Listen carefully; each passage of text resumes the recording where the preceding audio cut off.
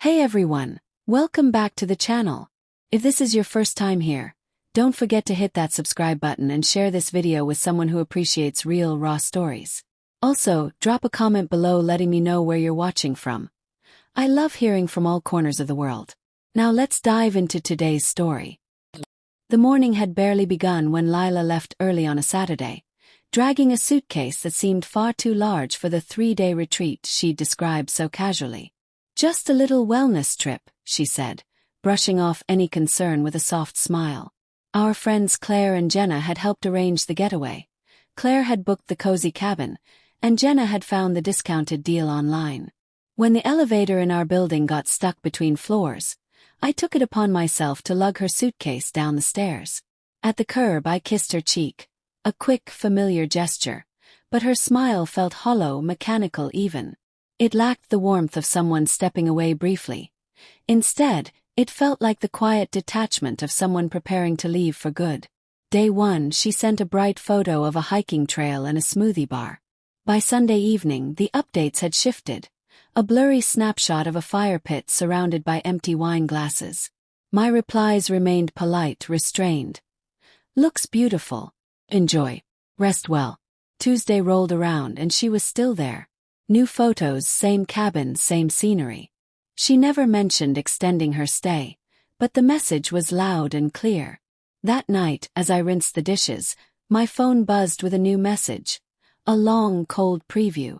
"Hey Eli. I've had a lot of time to think out here. We need to talk when I get back. I think we should see other people." No explanations. No apologies. Just a blunt, impersonal note disguised as an invitation for conversation. I read it twice. There was nothing to discuss. Her mind was made up long before she sent those words. Whether she typed them by a half-empty glass of wine or beside the glowing embers of that fire, it didn't matter. I knew how the rest of the week would go if I followed her lead. Me waiting, her deciding when or if to make things final. Instead, I replied simply, "Clarity is good." Then I locked my phone and refused to check for any further messages.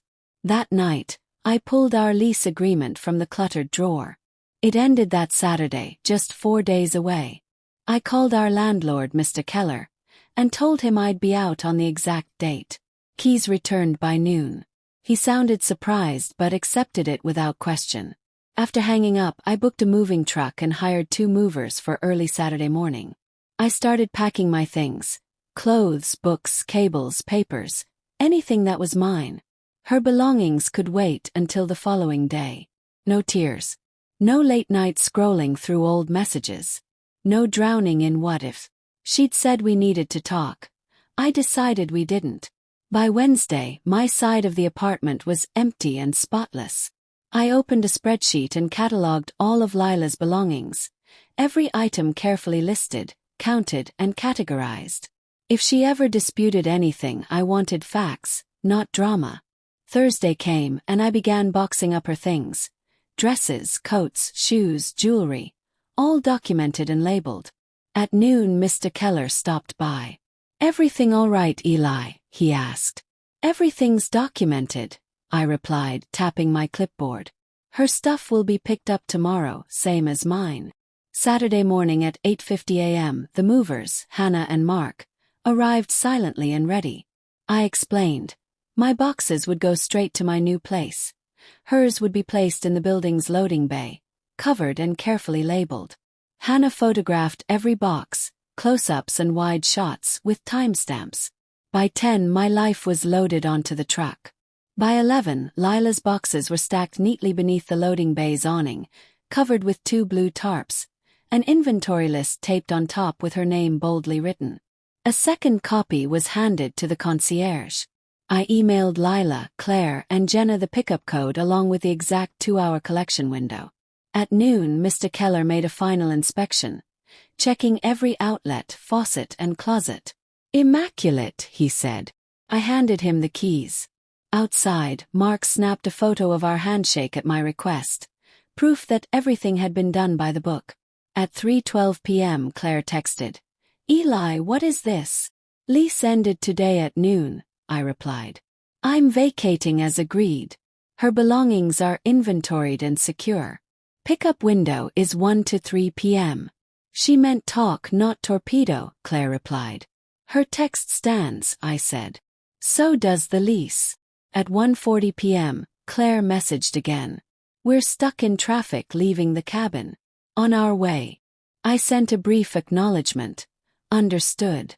The loading bay was already secured, but I double-checked the tarp straps, tightened the knots, took fresh photos, and uploaded them to the shared folder, sending the link along. About 25 minutes later, my phone started buzzing. First Claire, then Jenna, then 2 unknown numbers. I ignored them all. Instead, I sent one group message to Claire and Jenna. Pickup closes at 3 p.m. If you miss it, the concierge can arrange evening access by appointment. At 3:22 p.m., Lila's name finally appeared on my screen. Not a text call. I let it ring out unanswered. Seconds later, Claire called. I ignored it too. Missed calls stacked up like unopened packages. By 4:05 p.m., Claire called again. This time I answered, switched to speaker, and set the phone down in my new apartment, listening. Lila's voice was sharp, ragged almost. Eli, what the hell is wrong with you? My things are sitting in some loading dock like garbage. They're boxed, labeled, photographed, and covered, I said evenly. You have the code. You can pick them up anytime. I told you we needed to talk, she snapped. I didn't say we were done. You sent that message from your trip, not here. I took you at your word, I said. The lease ended. You moved out. You're free to live however you want. In the background, Jenna's voice cut in. Just tell him about Aaron, Lila. He knows. Shut up, Jenna, Lila hissed. But it was too late. Aaron, I said flatly. That's the name you didn't send me, I continued. It's not like that, she said quickly, voice climbing into that brittle defensive laugh she used when cornered. He's just someone we met at the cabin. We went hiking, that's all. I stayed silent until the pause grew heavy. You went away to think. You sent me a message that sounded like the start of an ending. I acted on it, that's all. You're twisting this, she shot back softer now. You blindsided me. Where am I supposed to go now? That's something you should have considered before sending that text, I said. You're not without shelter because of me. You're here because you opened that door and stepped through. This is punishment, Jenna interjected. Just admit it. No, I answered. It's logistics. You asked for space. I gave you space, completely. I ended the call and blocked Claire's number. Silence followed. The next morning, 3 missed calls from an unknown number waited on my phone. At 9:02 a.m., it rang again. This time I answered. Eli, this is Marcus, a man's voice said, clipped and confident. Lila's brother. I sat at my desk. Go ahead, I said. You left her stranded. You owe her for the storage unit and the damage to her things. Some boxes were left in the cold. Marcus, I said. Everything was covered, documented, photographed, and secured in a bay. She had the code and the pickup window. The lease was over. Those are facts. You're hiding behind paperwork, he said coldly. No, I replied. I'm being clear. She initiated the separation. I wrapped it up before the lease expired. That's not cruelty. It's closure. He muttered something and hung up. An hour later I got a notification. Lila had posted a story. The first clip showed her inside a storage unit, panning over boxes with my handwriting on the labels. The caption read, "Picking up the pieces of my life, literally." The next slide was a close-up selfie. Red eyes, messy hair, with a long caption about betrayal, broken trust, and abandonment at her lowest point. She didn't name me, but she didn't need to. By midday, 3 mutual friends messaged me, asking if it was about me. I replied to each with a single screenshot, the exact message she'd sent from the trip. No commentary, no extra words. 2 responded awkwardly. The third wrote back, "Makes sense now." That night, I cooked pasta in silence, eating at the kitchen counter. Her story was probably still gaining views, but as far as I was concerned, my part was over. Or so I thought. 2 days later, a message appeared from Jenna. "Can we talk for a minute?" I hesitated, then replied, "Go ahead." Her first message came quickly. "I don't like how this played out, but you're not wrong." I kept my reply short, and she didn't respond. Instead, Jenna sent several voice notes. Eventually, she revealed the full story. Before the trip, Lila had been messaging a man named Aaron for several weeks. Claire had even encouraged her to start a soft breakup while away, leaving the option open to return if things with Aaron didn't work out. Jenna admitted she'd warned Lila this could backfire. She didn't think I'd do anything. Jenna told me she thought I'd wait for Lila's return so she could decide what to do. I thanked Jenna for her honesty and asked her not to mention our conversation. She hated seeing me attacked online. I set my phone aside with no sense of victory, only certainty. I had everything documented. Inventory lists, photos, and dates. Lila had already made her choice. I'd simply carried it through. That night, her plan replayed in my mind. She'd wanted to control the timeline, keeping me on hold until she made her decision. But I had my own clock, and it had already run out. Within a week, I heard she was staying with Claire. Aaron had cut her off just 2 days after her return. One Friday night, there was a knock at my small new apartment. Through the peephole, I saw Lila holding a folder. I left the door chained. She'd probably gotten my address from the change of address form. She always knew how to find me when she wanted something. "I want my half of the deposit," she said. "And money for movers. You owe me." "I don't," I said firmly. When she tried to argue, I cut her off. "The lease was in my name. Paid the deposit. Keys were returned. The landlord confirmed your things arrived in good condition. Anything else was your problem."